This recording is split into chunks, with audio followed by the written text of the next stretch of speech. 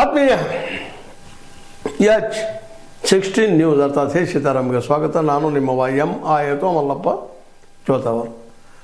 ಆತ್ಮೀಯರೇ, ನಿಜವಾಗಿಯೂ ಇವತ್ತೊಂದು ಎರಡು ಕೇಸುಗಳು, ಅರಾವಳಿ ಕುರಿತಾಗಿ ಇನ್ನೊಂದು ಉನ್ನಾವ್, ಈ ಎರಡು ಕೇಸುಗಳು ಇವತ್ತು ನಿಜವಾಗಿಯೂ ನಮ್ಮ ನ್ಯಾಯಾಂಗದ ಅಗ್ನಿ ಪರೀಕ್ಷೆ ಏನೋ ಅನ್ನುವಂಥ ಮಾತುಗಳು. ಯಾಕಂದರೆ ಇತ್ತೀಚಿನ ದಿನದಲ್ಲಿ ನಾವು ಸಾಕಷ್ಟು ನ್ಯಾಯಾಂಗದ ಬಗ್ಗೆ ಒಂದಿಷ್ಟು ಸಣ್ಣ ಮಾತುಗಳನ್ನ ನಾವು ಕೇಳ್ತಾ ಇದ್ದೀವಿ. ಯಾಕಂದರೆ ಇಡೀ ದೇಶ ಇವತ್ತು ಈ ನ್ಯಾಯಾಂಗದ ಮೇಲೆ ದೊಡ್ಡ ಭರವಸೆ ಇಟ್ಟದ.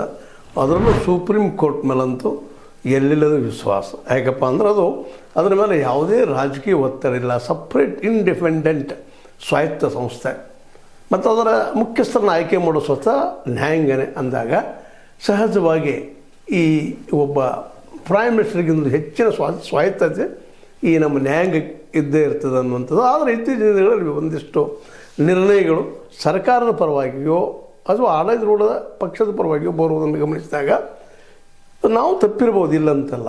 ಆದರೆ ಯಾಕೋ ಏನೋ ಇದು ಸರಿ ಇತ್ತ ಅನ್ನುವಂಥ ಪ್ರಶ್ನೆ ಹೇಳ್ತಾ ಇದ್ದಾವೆ. ಅದರಲ್ಲೂ ಮುಖ್ಯವಾಗಿ ಇವತ್ತು ಸುಪ್ರೀಂ ಕೋರ್ಟ್ ಮುಖ್ಯ ನ್ಯಾಯಮೂರ್ತಿ ಸೂರ್ಯಕಾಂತ್ ಮತ್ತು ನ್ಯಾಯಮೂರ್ತಿಗಳಾದ JK ಮಹೇಶ್ವರಿ ಮತ್ತು ಅಗಸ್ಟಿನ್ ಜಾರ್ಜ್ ಮಶಿಹಾ ಇವರ ಪೀಠದ ಮುಂದೆ ಇವತ್ತು ಇವೆರಡೂ ಕೇಸುಗಳು ಬರ್ತಾ ಇದ್ದಾವೆ.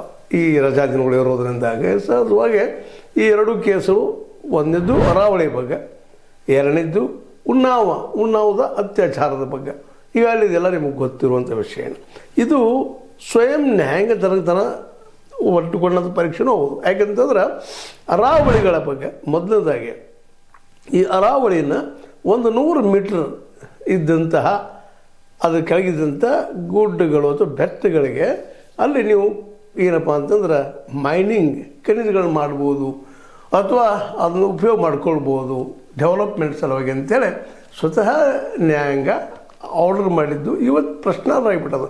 ಉತ್ತರ ಭಾರತ ತುಂಬ ಎಲ್ಲ ಸಿಡಿದದ್ದು ನಿಂತುಬಿಟ್ಟಿದ್ದಾರೆ. ಯಾಕಂದ್ರೆ ರಾಜಸ್ಥಾನ ಆಗಿರ್ಬೋದು, ಅದರ ಜೊತೆಗೆ ಹರಿಯಾಣ ಆಗಿರ್ಬೋದು, ಅದರ ಜೊತೆಗೆ ದೆಹಲಿ ಆಗಿರ್ಬೋದು, ಇವು 3-4 ರಾಜ್ಯಗಳಲ್ಲ, ಅದರಲ್ಲೂ 4 ರಾಜ್ಯಗಳಲ್ಲಿದು ಇವತ್ತೆಲ್ಲ ಅಲ್ಲಿಯ ಜನರಿಗೆ ತೊಂದರೆ ಕೊಡೋದನ್ನು ನಾವು ಗಮನಿಸಬೇಕಾಗಿದೆ. ಯಾಕಂದ್ರೆ ಅರಾವಳಿ ಇಡೀ ಆ ಭಾಗದ ಜನರ ಉಸಿರಾಗಿದೆ. ಜೊತೆಗೆ ಅದು ಒಂದು ಏನಪ್ಪ ಅಂತಂದ್ರೆ ಅತ್ಯಂತ ಹಳೆಯ ಓಲ್ಡ್ ಗುಡ್ಡಾಗಿದೆ, ಬೆಟ್ಟಾಗಿದೆ. ಆ ಬೆಟ್ಟಗಳಿಂದಾಗಿ ಅಲ್ಲಿ ಆಕ್ಸಿಜನ್ ಉಳಿದ ಡೆವಲಪ್ಮೆಂಟ್ಗಳು ಆಗ್ತಾ ಇದ್ದಾವೆ. ಅಂಥ ಒಂದು ಜೀವ ಜೊತೆಗೆ ಹೊಂದಾಣಿಕೆ ಆದಂಥ ಆ ಅರಾವಳಿ ಬೆಟ್ಟಗಳಲ್ಲಿ ಮ್ಯಾಕ್ಸಿಮಮ್ ಒಂದು ವೇಳೆ ಇದು ನಮ್ಮ ಕೇಂದ್ರ ಸರ್ಕಾರ ಸ್ವತಂತ್ರವಾದ ಮೀಡಿಯಾಗೆ ಬೇಕಾಗಿರುವುದು ಸ್ವತಂತ್ರ ಧ್ವನಿ. ಆ ಸ್ವತಂತ್ರ ಧ್ವನಿ ಉಳಿಸಲು ನೀವು ಮಾಡಬೇಕಾದದ್ದು ಇಷ್ಟೇ. ಅದೇನಪ್ಪಾ ಅಂತಂತಂದ್ರೆ ನಿಮ್ಮ ಕೈಲಾದಷ್ಟು ಸಹಾಯ ಈ ಚಾನಲ್ಗೆ ಮಾಡಿ ಹಾಗೂ ನಿಮ್ಮ ಧ್ವನಿಯನ್ನು ಕಾಪಾಡಿಕೊಳ್ಳಿ. ಕೇಳಿದಂಗ ಅನುಕೂಲ ಮಾಡಿಕೊಟ್ರೆ ಮೈನಿಂಗ್ ಮತ್ತು ಇನ್ನುಳಿದ ಯಾವುದೇ ಒಂದು ಡೆವಲಪ್ಮೆಂಟ್ಸ್ ಪರ್ಪಸ್ ಅಂತೇಳಿ ನಿಶ್ಚಿತವಾಗಿಯೂ ಆ ಭಾಗದ ಅಸಮತೋಲನ ಆಗ್ತದೆ, ಕಾಡು ನಿರ್ನಾಮ ಆಗ್ತದೆ ಮತ್ತು ನದಿಗಳು ಬತ್ತಿ ಹೋಗ್ತವೆ. ಅಷ್ಟೆಲ್ಲ ಜಲಚರಗಳು ಸಹಿತ ಅಂದರೆ ನೀರಿನಲ್ಲಿ ಬದುಕುವ ಜೀವಿಗಳ ಸಹಿತ ತಮ್ಮ ಜೀವನ ಕಳ್ಕೊಳ್ಳುವಂಥ ಮತ್ತು ಆ ಭಾಗದ ನದಿಗಳಲ್ಲಿ ಬತ್ತಿ ಹೋಗುವಂಥ ಸಾಧ್ಯತೆಗಳು ಅಧಿಕವಾಗಿವೆ ಅಂತೇಳಿ ಇವತ್ತು ಪರಿಸರವಾದಿಗಳು ಹೇಳ್ತಾ ಇದ್ದಾರೆ. ಜೊತೆಗೆ ಸಹಜವಾಗಿಯೂ ಅಲ್ಲಿ ಜನರನ್ನು ಜಾಗೃತಿಗೊಳಿಸಿದಂತೆ. ಯಾಕಂದರೆ ಆಡಳಿತಾರೂಢ ಪಕ್ಷ ತಮಗೆ ಬೇಕಾದಂತಹ ಕೆಲವೊಂದಿಷ್ಟು ಜನರಿಗೆ ಕಾರ್ಪೊರೇಟರ್ಗಳಿಗೆ ಅನುಕೂಲ ಆಗುವಂಗೆ ಈ ಒಂದು ನಿಯಮಾವಳಿ ಮಾಡಿ ಇದು 100 ಮೀಟರ್ ಕೆಳಗಿದ್ದಂಥ ಬೆಟ್ಟಗಳನ್ನೆಲ್ಲ ಇವತ್ತು ಈ ಮಾಫಿಯಾ, ಖನಿಜ ಮಾಫಿಯಾ ಆಗಿರ್ಬೋದು, ಭೂ ಮಾಫಿಯಾ ಕೊಟ್ಟಿದ್ದನ್ನು ಗಮನಿಸಿದಾಗ ಅಲ್ಲಿ ಜನ ಇವತ್ತು ರೊಚ್ಚಿಗಿದ್ದಾರೆ.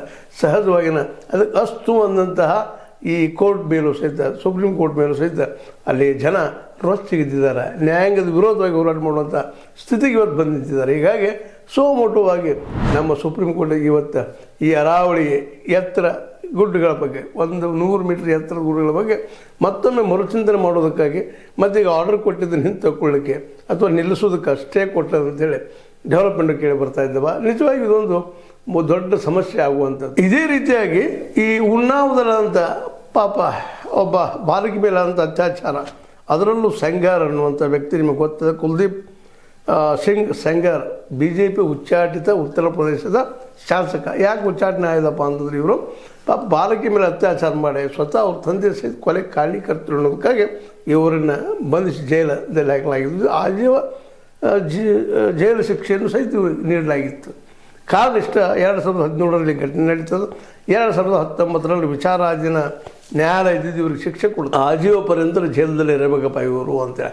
ಯಾಕಂದ್ರೆ ಒಂದು ಆ ಸಂತ್ರಸ್ತೆಯ ತಂದೆಯನ್ನು ಕೊಲೆ ಮಾಡಿದ್ದು, ಪಾಪ ಸಂತ್ರಸ್ತೆಯ ಜೀವನವನ್ನು ಅತ್ಯಾಚಾರದೊಳಗೆ ಹಾಳು ಮಾಡಿದಂಥ ದೊಡ್ಡ ಕೆಟ್ಟ ಕೆಲಸವನ್ನು ಮಾಡಿದ್ದಕ್ಕಾಗಿ ಇದಕ್ಕೂ ಸಹಿತ ನಮ್ಮ ಹೈಕೋರ್ಟ್ ಇದು ಏನು ಮಾಡ್ತದಪ್ಪ ಅಂತಂದ್ರೆ ಈ ಒಂದು ಏನಪ್ಪ ಈ ಹೈಕೋರ್ಟು ಇವ್ರಿಗೆ ಅಮಾನತ್ತು ಮಾಡಿರ್ತದೆ. ಈ ಶಿಕ್ಷೆಯನ್ನು, ಈ ನೀಡಿದಂಥ ಶಿಕ್ಷೆಯನ್ನು ಅಮಾನತ್ತು ಮಾಡಿ ಇವ್ರಿಗೆ ಹೊರಗೆ ಬಿಡುವಂಥ ಒಂದು ಆಜ್ಞೆ ಹೊರಡಿದ ತಕ್ಷಣ ಜನ ಸಹಜವಾಗಿ ರೊಚ್ಚಿಗೆದ್ದು, ಹೆಣ್ಮಕ್ಳೆಲ್ಲ ರೊಚ್ಚಿಗೆದ್ದು, ಅದು ಸ್ತ್ರೀ ಕುಲ ರೊಚ್ಚಿಗೆದ್ದು, ಅದರಲ್ಲೂ ಸಂತ್ರಸ್ತೆ ಈ ಕೋರ್ಟ್ ನಿರ್ಧಾರದ ವಿರೋಧವಾಗಿ ಹೋರಾಟ ಜಂತರ ಮಂತ್ರ ದೆಹಲಿಯಲ್ಲಿ ಆರಂಭಿಸಿದ್ದರಿಂದಾಗಿ ಇವತ್ತು ಸ್ವತಃ ಆ ಕೋರ್ಟು ಸಹಿತ ಇವತ್ತು ಅಲ್ಲಿಯೂ ಸುಪ್ರೀಂ ಕೋರ್ಟಿಗೆ ಈ ಪ್ರಶ್ನೆ ಮಾಡಿದ್ದಕ್ಕಾಗಿ ಸುಪ್ರೀಂ ಕೋರ್ಟ್ನಲ್ಲಿ ಇದು ಹೇಳಿದಂಥ ನ್ಯಾಯಾಧೀಶರು ಇದನ್ನು ಸಹಿತ ಇವತ್ತು ಎನ್ಕ್ವೈರಿ ಮಾಡಿ ಇದಕ್ಕೊಂದು ಪರಿಹಾರವನ್ನು ನೀಡುವಂಥ ಅನಿವಾರ್ಯತೆ ಬಂದಂಥ ಸೋಮೋಟವಾಗಿ ಮಾಡುವಂಥದ್ದು ಕೆಲಸ ಬೇರೆ ಆದಿಲ್ಲ.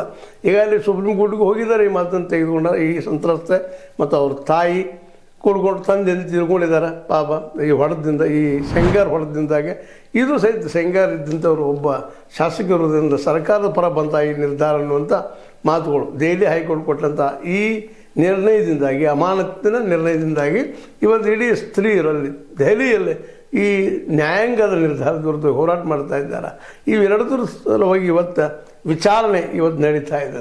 ಒಂದು ಅರಾವಳಿದು, ಎರಡನೇದು ಈ ಸೆಂಗಾರ್ ಮಾಡಿದಂಥ ಅಧ್ವಾನ ಅಥವಾ ಒಂದು ಅಪರಾಧ ಇವತ್ತು ಇಡೀ ದೇಶ ತುಂಬ ಈ ನ್ಯಾಯಾಂಗದ ಬದಲಾಗಿ ಒಂದಿಷ್ಟು ಅವಿಶ್ವಾಸ ಮೂಡಿಸುವಂಥ ಸಾಧ್ಯತೆಗಳೆಲ್ಲ ಹೆಚ್ಚಾಗಿಬಿಟ್ಟಿದ್ದಾವೆ ಇವತ್ತು. ಅದಕ್ಕೆ ಇವೆರಡರ ನಿರ್ಧಾರ ಇವತ್ತು ಬರಬೇಕಾಗಿದೆ. ಇದರ ಬದಲಾಗಿ ನಮ್ಮ ನ್ಯಾಯಾಂಗ ಯಾವ ರೀತಿಯಾಗಿ ನಿರ್ಧಾರಗಳನ್ನು ತೆಗೆದುಕೊಳ್ತದೆ ಮತ್ತು ಈ ತಪ್ಪಿತಸ್ಥ ಸೆಂಗಾರಿಗಾಗಿರ್ಬೋದು, ಅರಾವಳಿಯನ್ನೇ ದಿವಾಳಿ ಎಬ್ಬಿಸುವಂಥ ಮ್ಯಾಕ್ಸಿಮಮ್ 70 to 80% ಅಲ್ಲಿವೆಲ್ಲ ಬೆಟ್ಟಗಳ 70-80% ಅಲ್ಲಿ ಬೆಟ್ಟಗಳು ನಾಶ ಹೋಗುವಂಥ, ಅಲ್ಲಿ ಖನಿಜಗಳು ನಾಶ ಆಗಿ ಹೋಗುವಂಥ, ಅಲ್ಲಿ ನಿಸರ್ಗ ನಾಶ ಆಗಿ ಹೋಗುವಂಥ, ಅಲ್ಲಿ ವಾತಾವರಣ ಹೊಡೆದು ಬಿಡುವಂಥ. ಮತ್ತು ದೆಹಲಿ ಈಗಾಗಲೇ ನಿಮ್ಗೆ ಗೊತ್ತದ ಎಷ್ಟು ಪೊಲ್ಯೂಟೆಡ್ ಆಗಿದೆ, ಎಷ್ಟು ಗಲೀಜಾಗಿದೆ, ಎಷ್ಟು ಹೊಲಸಾಗಿದೆಪ್ಪ ಅಂತಂದ್ರೆ ಅಲ್ಲಿ ಬದುಕೋದಕ್ಕೆ ಸಹಿತ ವಾಯು ಯೋಗ್ಯ ಇಲ್ಲ. ಮತ್ತು ಯಮುನಾ ನದಿಯಂತೆ ಯಾವ ರೀತಿ ಆಗಿದೆ ಅದ್ರ ಪರಿಸ್ಥಿತಿಯನ್ನು ನೆನಪಿಸ್ಕೊಂಡ್ರೆ ಇವತ್ತು ಭಯ ಅನ್ನಿಸ್ತದೆ. ಇಂಥ ಒಂದು ಸ್ಥಿತಿ ಉತ್ತರ ಭಾರತದಲ್ಲಿರುವಾಗ ಇಲ್ಲಿ ರಾಜಸ್ಥಾನದಲ್ಲಿ ಆಗಿರ್ಬೋದು, ಹರಿಯಾಣದಲ್ಲಿ ಆಗಿರ್ಬೋದು, ಗುಜರಾತ್ದಲ್ಲಿ ಆಗಿರ್ಬೋದು, ಇವೆಲ್ಲ ಕಡೆ ಈ ಹಬ್ಬಿರುವಂಥ ಅರಾವಳಿಯನ್ನು ಅಗದು ತೆಗೆದಕ್ಕೆ ಆಸ್ಪದ ನೀಡಿದಂಥ ಸೆಂಟ್ರಲ್ ಗೌರ್ಮೆಂಟ್ ಅದು ಸರಿ ಅನ್ನುವಂಗೆ ವಾದ ಮಾಡಿದಂಥ ಸುಪ್ರೀಂ ಕೋರ್ಟು ಇವೆಲ್ಲವೂ ಇವತ್ತು ಆಕ್ಷೇಪಣೆಯ ವಿರೋಧದ ಅಡಿಯಲ್ಲಿ ಬಂದು ನಿಂತಿದ್ದನ್ನು ನಾವು ಗಮನಿಸಬೇಕಾಗಿದೆ. ಹೀಗಾಗಿ ಈಗಾಗಲೇ ಇಂಥ ಅನೇಕ ನಿರ್ಧಾರಗಳು ಬಂದಿದ್ದಾವೆ, ಸರ್ಕಾರ ಪರವಾಗಿ ಬಂದಂಥ ನಿರ್ಧಾರಗಳಿದ್ದಾವೆ. ಅಂದ್ರೆ ನ್ಯಾಯಾಂಗನೂ ಸಹಿತಲ್ಲೇ ಈ ಒಂದು ಕೇಂದ್ರ ಸರ್ಕಾರದ ಒಂದು ಪ್ರಭಾವಕ್ಕೆ ಒಳಗಾಯ್ತಾ ಅನ್ನುವಂಥ ಮಾತುಗಳು ಮೇಲಿನ ಕೇಳಿ ಬಂದಿದ್ದರಿಂದಾಗಿ ಅವೆಲ್ಲ ನೆಲೆಯಲ್ಲಿ ಇವತ್ತು ನಡೆಯುವಂಥ ವಿಚಾರಣೆ ಮಾತ್ರ ನಿಶ್ಚಿತವಾಗಿಯೂ ಈ ಕೋರ್ಟಿನ ಒಂದು ನೈತಿಕತೆ ಅಂತ ನಾವು ಮಾತಾಡ್ತೀವಿ. ಅಥವಾ ಈಗಾಗಲೇ ಇವರಿಗೆ ಏನಪ್ಪ ಅಂತ ಈಗ ನಿಮಗೆ ಹೇಳಿದಂಗೆ ಸ್ವಾಯತ್ತ ಸಂಸ್ಥೆ ಇದು ನ್ಯಾಯಾಂಗ, ಇಲ್ಲಿ ಯಾರು ಹಸ್ತಕ್ಷೇಪ ನಡೆಯುವಂಥದ್ದಲ್ಲ.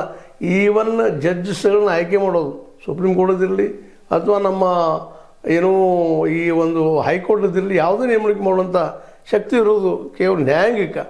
ಎಲ್ಲ ನೆಲೆಗಟ್ಟಿನಲ್ಲೇ ನ್ಯಾಯಾಂಗ ಈ ಒಂದು ಸ್ವಾಯತ್ತತೆ ಪಡೆದು ಈ ಕೇಂದ್ರದ ಒಂದು ಡೈರೆಕ್ಷನ್ ಮಣಿತಾ ಇದೆಯಾ ಅಥವಾ ಅವ್ರು ರಿಟೈರ್ ಆದಮೇಲೆ ನ್ಯಾಯಾಧೀಶರು ಒಂದು ಮುಂದಿನ ಭವಿಷ್ಯಕ್ಕಾಗಿ ಅದನ್ನು ಈ ರೀತಿ ಡಿಸಿಷನ್ ತೆಗೆದುಕೊಳ್ತಾ ಇದ್ದಾರೆ ಅನ್ನುವಂಥ ಮಾತುಗಳು ಮೇಲೆ ಕೇಳಿ ಬರುತ್ತಿರುವುದರಿಂದಾಗಿ ಸಹಜವಾಗಿ ಇವೆಲ್ಲನೂ ಮತ್ತು ಚರ್ಚೆ ಆಗ್ತಾ ಇದ್ದಾವೆ. ಇದು ಬೇಕಾಗಿತ್ತಾ, ನಮ್ಮ ನ್ಯಾಯಾಂಗದ ಡಿಸಿಷನ್ ತೊಗೊಳ್ಬೇಕಾಗಿತ್ತಾ ಅಂಥೇಳಿ ಜನ ಇವತ್ತು ಪ್ರಶ್ನೆ ಮಾಡ್ತಾ ಇದ್ದಾರೆ.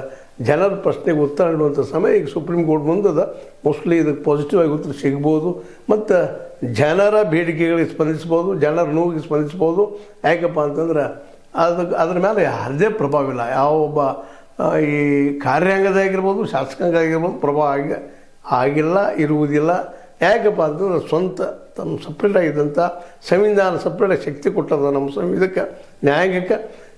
ಈ ಶಾಸಕಾಂಗ ಅಥವಾ ಕಾರ್ಯಾಂಗ ತಪ್ಪಿದಲ್ಲೇ ಸರಿಯಾದ ಡಿಸಿಷನ್ ತೆಗೆದುಕೊಳ್ಳೋದಕ್ಕೆ ಆ ದಿಶೆಯಲ್ಲೇ ಈ ಉಣ್ಣಾವದಾಗಿರ್ಬೋದು, ಈ ಅರಾವಳಿದಾಗಿರ್ಬೋದು ಎಲ್ಲದೂ ಪರ್ಫೆಕ್ಟ್ ನಿರ್ಧಾರವನ್ನು ತೆಗೆದುಕೊಳ್ತದೆ. ಜನರಿಗೆ ಅನುಕೂಲ ಆಗುವಂಥ ಡಿಸಿಷನ್ ಇಲ್ಲದೆ ಬರ್ತದೆ, ತೀರ್ಪು ಇಲ್ಲದೆ ಬರ್ತದೆ ಅಂತ ಎಲ್ಲರೂ ಎದುರು ನೋಡ್ತಾ ಇದ್ದಾರೆ.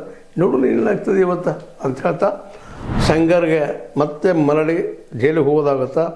ಅರಾವಳಿ ಏನು 100 ಮೀಟರ್ ಕ್ಷೇತ್ರ ಕೆಳಗಿದಂಥ ಕಾಡು ಬೆಟ್ಟಗಳನ್ನು ಅಡ್ಡುವುದು, ಅಗಿಯುವುದು, ಅದನ್ನು ನಾಶ ಮಾಡೋದು ನಿಲ್ಲುತ್ತಾ, ಇವೆರಡು ಪ್ರಶ್ನೆಗಳಿಗೆ ಇವತ್ತು ಉತ್ತರ ಸಿಗುವಂತೆಲ್ಲ ಸಾಧ್ಯತೆಗಳಿದ್ದಾವೆ ಅಂತ ಹೇಳ್ತಾ ಸುಪ್ರೀಂ ಜನಪರವಾಗಿ ನಿರ್ಧಾರ ತೆಗೆದುಕೊಳ್ತದೆ. ಅದು ಸ್ವಾಯತ್ತ ಸಂಸ್ಥೆ ಅನ್ನೋದನ್ನು ಮತ್ತೊಮ್ಮೆ ತೋರಿಸಿಕೊಳ್ಳುತ್ತದೆ ಅನ್ನೋ ಭರವಸೆಯಿಂದ ಈ ಒಂದು ವಿಡಿಯೋ ತಮ್ಮೊಂದಿಗೆ ಮಾಡಿ ಹಂಚ್ಕೊಂಡಿದ್ದೀನಿ. ನಿಮ್ಗೆ ಲೈಕ್ ಆಗ್ಬೋದು, ಲೈಕ್ ಮಾಡಿ, ಶೇರ್ ಮಾಡಿ, ಕಮೆಂಟ್ ಮಾಡಿ, ಜೊತೆಗೆ ಸಬ್ಸ್ಕ್ರೈಬ್ ನಿಲ್ಲಿಸ್ಕೊಳ್ರಿ. H16 ನ್ಯೂಸ್ ಅರ್ಥ ಸೀತಾರಾಮಯ್ಯ ಸದಸ್ಯರಾಗಿರಲಿ. ವಂದನೆಗಳು.